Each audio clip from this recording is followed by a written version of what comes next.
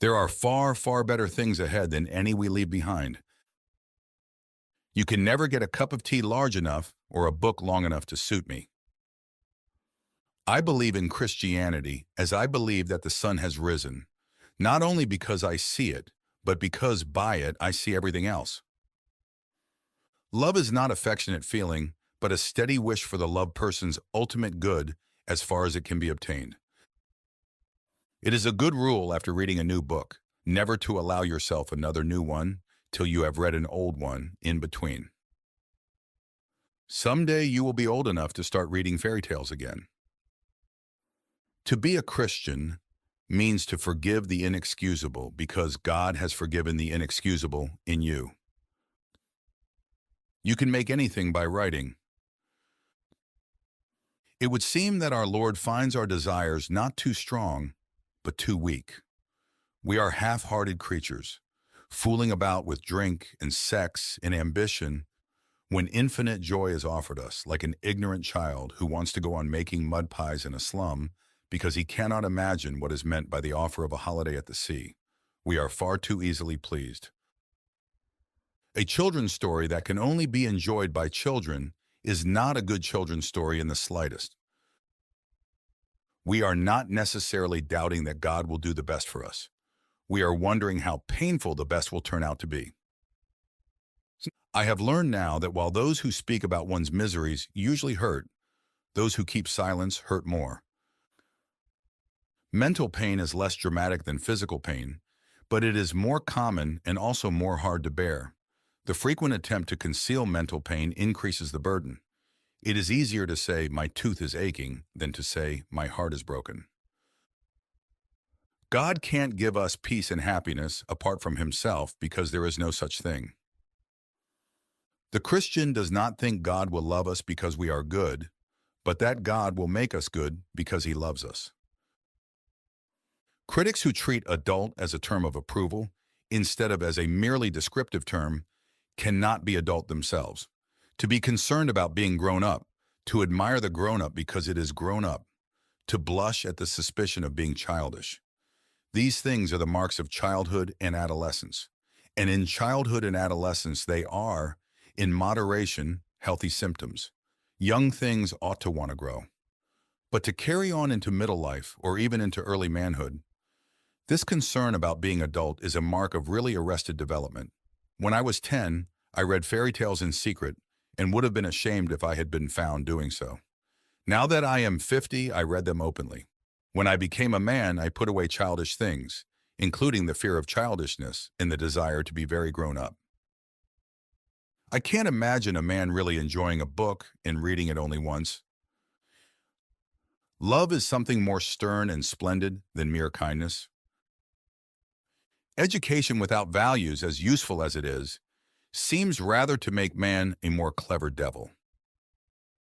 What you see and what you hear depends a great deal on where you are standing. It also depends on what sort of person you are. If you look for truth, you may find comfort in the end. If you look for comfort, you will not get either comfort or truth, only soft soap and wishful thinking to begin, and in the end, despair. Crying is all right in its way while it lasts, but you have to stop sooner or later, and then you still have to decide what to do. We meet no ordinary people in our lives. My argument against God was that the universe seemed so cruel and unjust. But how had I got this idea of just and unjust? A man does not call a line crooked unless he has some idea of a straight line. What was I comparing this universe with when I called it unjust? If we find ourselves with a desire that nothing in this world can satisfy, the most probable explanation is that we were made for another world. Eating and reading are two pleasures that combine admirably. Things never happen the same way twice. The great thing to remember is that though our feelings come and go, God's love for us does not.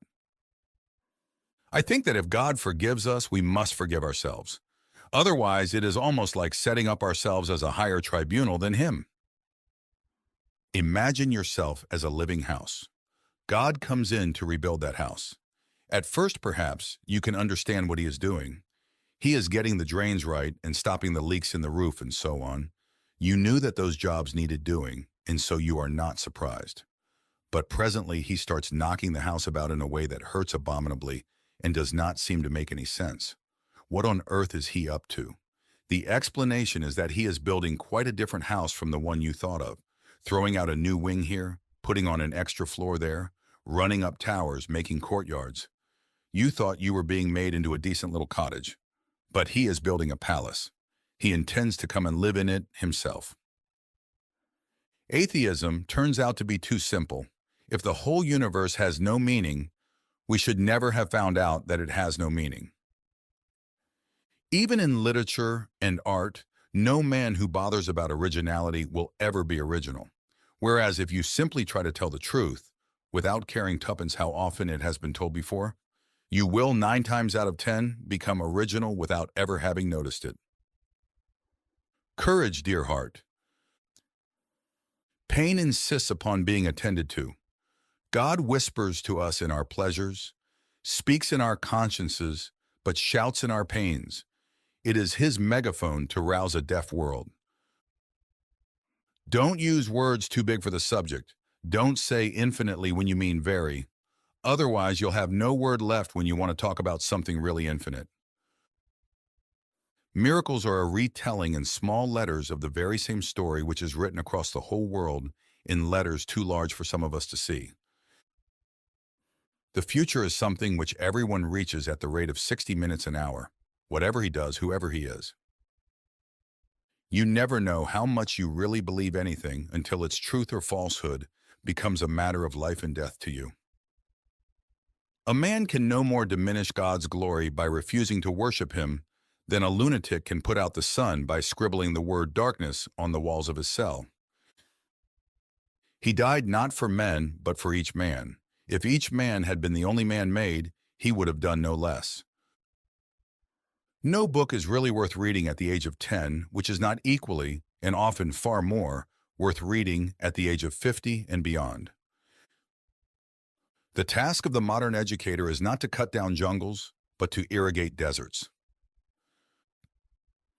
To have faith in Christ means, of course, trying to do all that he says.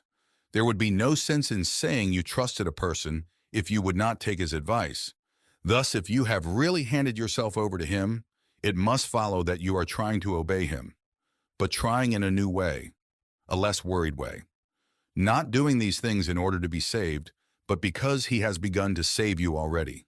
Not hoping to get to heaven as a reward for your actions, but inevitably wanting to act in a certain way because a first faint gleam of heaven is already inside you.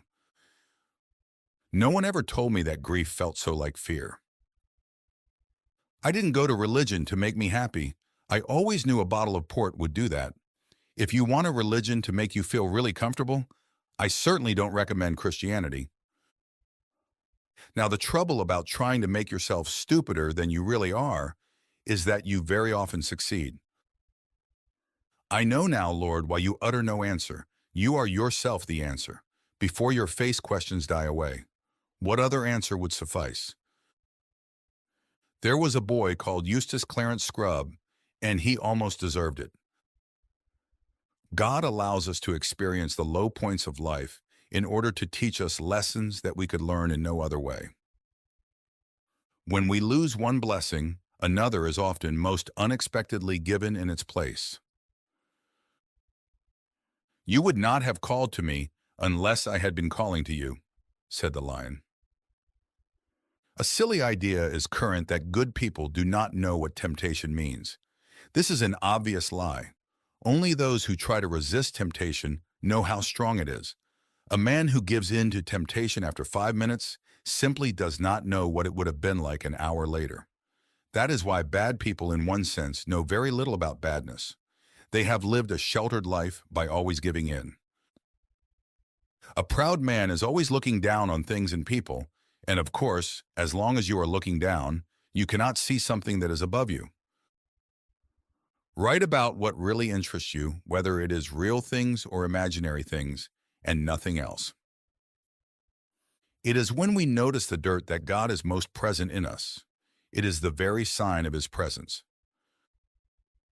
If you love deeply, you're going to get hurt badly, but it's still worth it.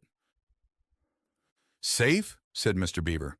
Don't you hear what Mrs. Beaver tells you? Who said anything about safe? Course he isn't safe, but he's good. He's the king, I tell you. Nothing you have not given away will ever really be yours. Make your choice, adventurous stranger. Strike the bell and bide the danger, or wonder till it drives you mad what would have followed if you had. Christianity, if false, is of no importance, and if true, of infinite importance. The only thing it cannot be is moderately important. I am a product of endless books. My father bought all the books he read and never got rid of any of them. There were books in the study, books in the drawing room, books in the cloakroom, books too deep in the great bookcase on the landing, books in a bedroom, books piled as high as my shoulder in the cistern attic, books of all kinds reflecting every transient stage of my parents' interest, books readable and unreadable, books suitable for a child, and books most emphatically not. Nothing was forbidden me. In the seemingly endless rainy afternoons, I took volume after volume from the shelves. I had always the same certainty of finding a book that was new to me as a man who walks into a field has of finding a new blade of grass.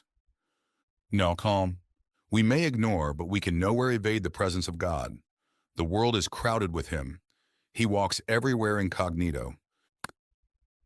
That's the worst of girls, said Edmund to Peter and the dwarf. They never can carry a map in their heads. That's because our heads have something inside them, said Lucy.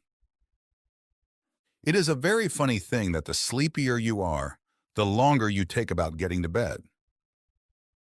The sweetest thing in all my life has been the longing to reach the mountain, to find the place where all the beauty came from, my country, the place where I ought to have been born. Do you think it all meant nothing, all the longing for home? For indeed it now feels not like going, but like going back.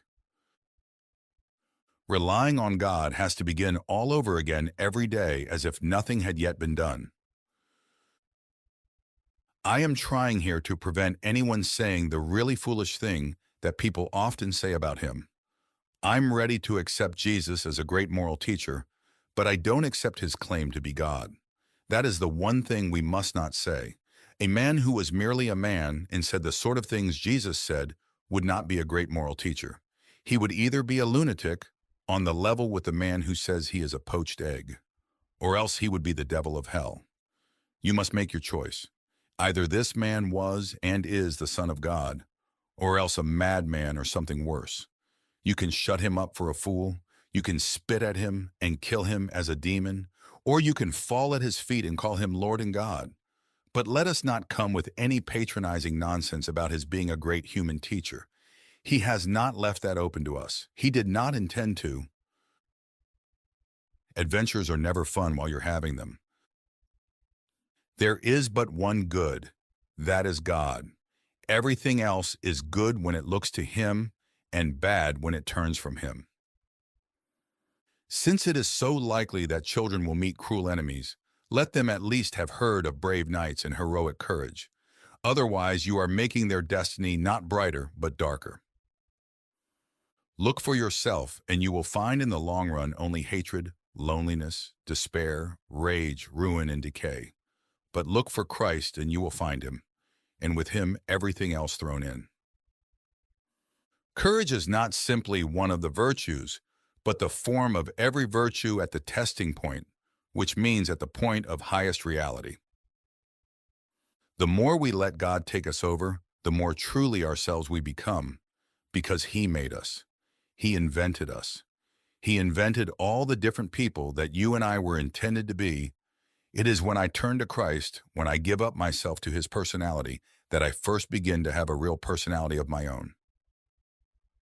You come of the Lord Adam and the Lady Eve, said Aslan, and that is both honor enough to erect the head of the poorest beggar and shame enough to bow the shoulders of the greatest emperor on earth.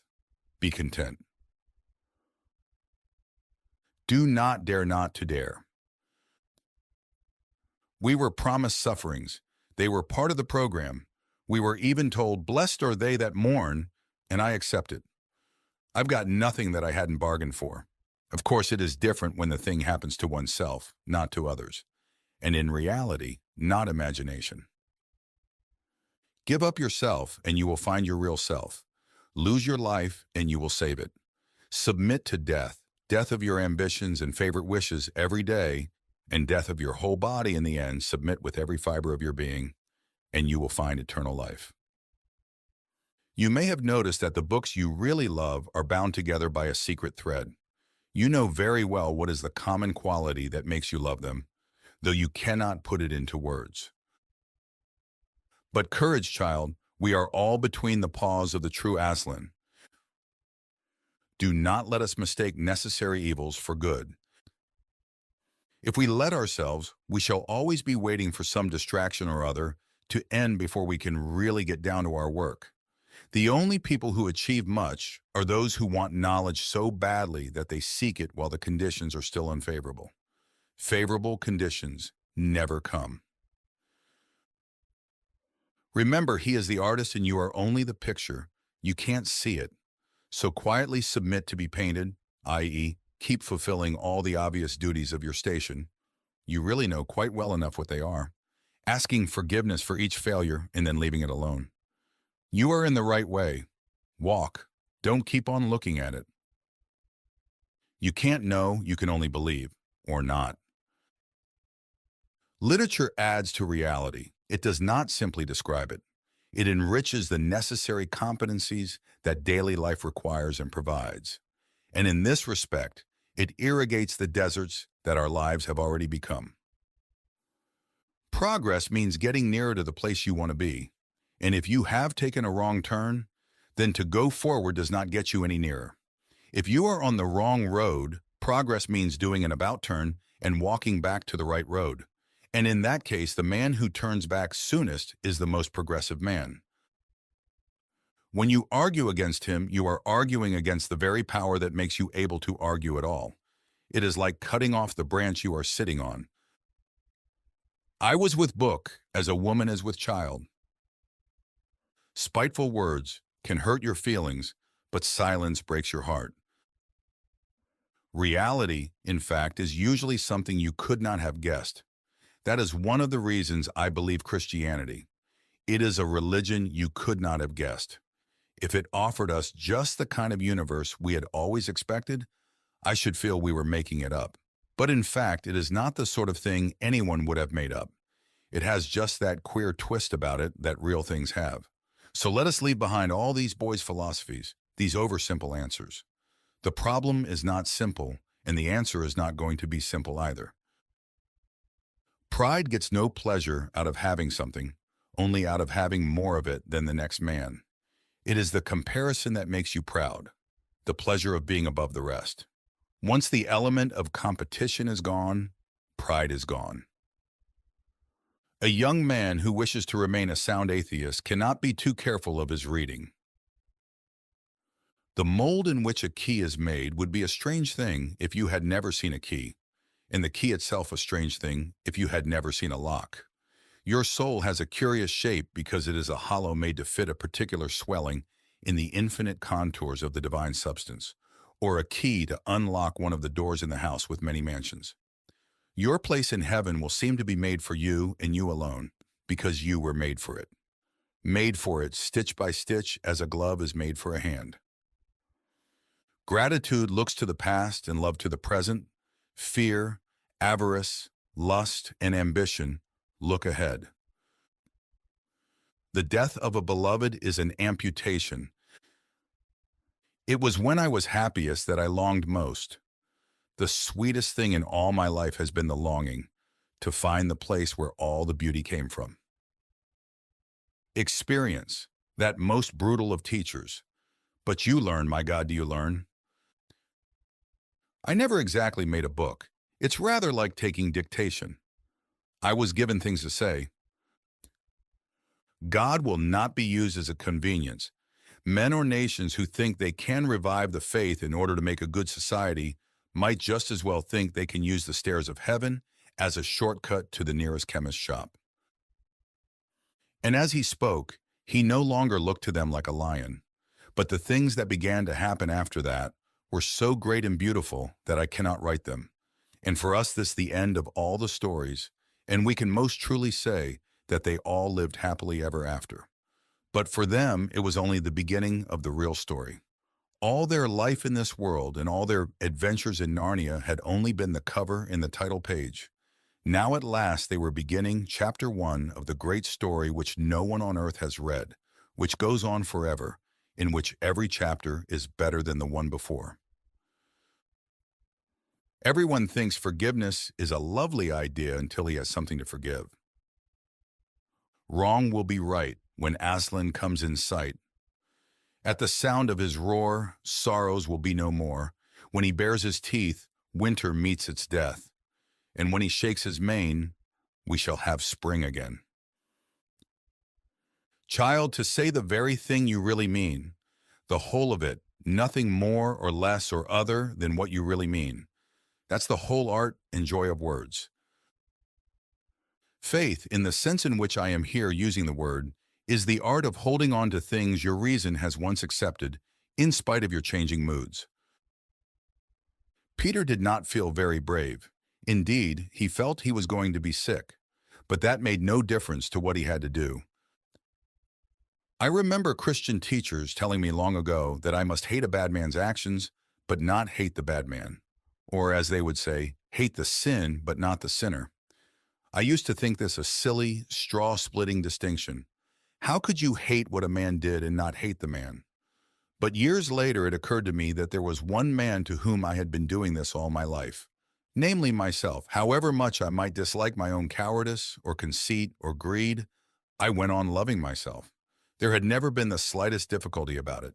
In fact, the very reason why I hated the things was that I loved the man. Just because I loved myself, I was sorry to find that I was the sort of man who did those things.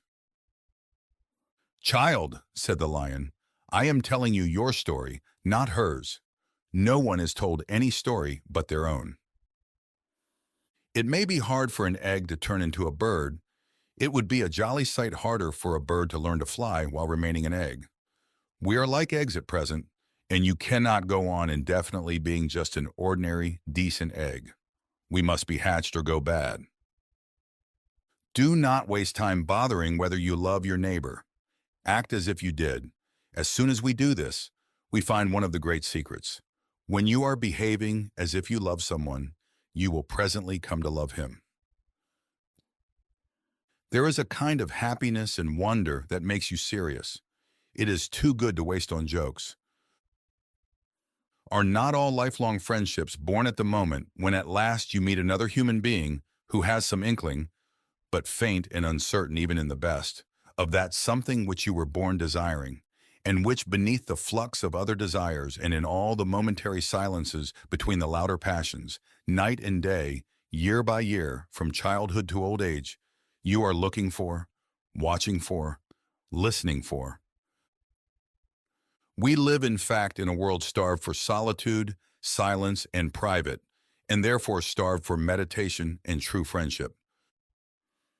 What draws people to be friends is that they see the same truth. They share it. Alone among unsympathetic companions, I hold certain views and standards timidly, half ashamed to avow them, and half doubtful if they can after all be right. Put me back among my friends, and in half an hour, in 10 minutes, these same views and standards become once more indisputable. The opinion of this little circle, while I am in it, outweighs that of 1,000 outsiders. As friendship strengthens, it will do this even when my friends are far away. For we all wish to be judged by our peers, by the men after our own heart. Only they really know our mind, and only they judge it by standards we fully acknowledge. Theirs is the praise we really covet and the blame we really dread. The very condition of having friends is that we should want something else besides friends, where the truthful answer to the question, do you see the same truth, would be, I see nothing and I don't care about the truth. I only want a friend. No friendship can arise, though affection of course may. There would be nothing for the friendship to be about, and friendship must be about something. even if it were only an enthusiasm for dominoes or white mice. Those who have nothing can share nothing. Those who are going nowhere can have no fellow travelers. In a perfect friendship, this appreciative love is, I think, often so great and so firmly based that each member of the circle feels, in his secret heart, humbled before the rest. Sometimes he wonders what he is doing there among his betters. He is lucky beyond desert to be in such company, especially when the whole group is together, each bringing out all that is best, wisest, or funniest in all the others. Affection is responsible for 9/10 of whatever solid and durable happiness there is in our natural lives. Eros will have naked bodies, friendship naked personalities. People who bore one another should meet seldom. People who interest one another often. It is when two such persons discover one another, when, whether with immense difficulties and semi-articulate fumblings, or with what would seem to us amazing and elliptical speed, they share their vision. It is then that friendship is born, and instantly they stand together in an immense solitude. In each of my friends there is something that only some other friend can fully bring out. By myself, I am not large enough to call the whole man into activity. I want other lights than my own to show all his facets. Hence, true friendship is the least jealous of loves. Two friends delight to be joined by a third, and three by a fourth. If only the newcomer is qualified to become a real friend. They can then say, as the blessed souls say in Dante, "Here comes one who will augment our loves. For in this love, to divide is not to take away." Those who cannot conceive friendship as a substantive love, but only as a disguise or elaboration of eros, betray the fact that they have never had a friend. The rest of us know that though we can have erotic love and friendship for the same person, yet in some ways nothing is less like a friendship than a love affair. Lovers are always talking to one another about their love. Friends hardly ever about their friendship. Lovers are normally face-to-face, absorbed in each other. Friends side by side, absorbed in some common interest. In friendship, we think we have chosen our peers. In reality, a few years difference in the dates of our births, a few more miles between certain houses, the choice of one university instead of another, the accident of a topic being raised or not raised at a first meeting, any of these chances might have kept us apart. But for a Christian, there are, strictly speaking, no chances. A secret master of ceremonies has been at work.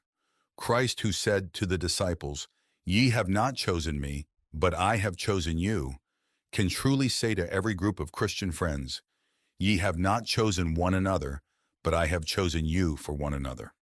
The friendship is not a reward for our discriminating and good taste in finding one another out. It is the instrument by which God reveals to each of us the beauties of others. Friendship is unnecessary, like philosophy, like art. It has no survival value. Rather, it is one of those things which give value to survival. To love at all is to be vulnerable. Friendship is born at the moment when one man says to another, "What? You too? I thought that no one but myself."